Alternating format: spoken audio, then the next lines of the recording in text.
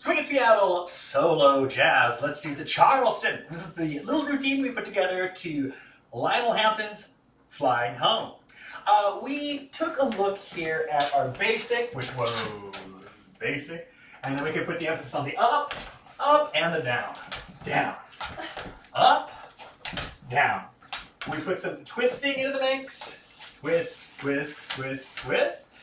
We also took the basic and we let it turn around. That turn around looks like turn around, a kick, get a kick.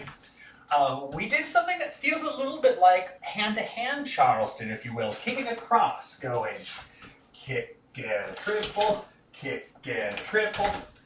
And we worked on squat Charleston. 5, 6, 7, 8, 1, 3, 4, 5, 6, 7, 8, 1. Which you could do on the left side or on the right side. But let's take a look at it.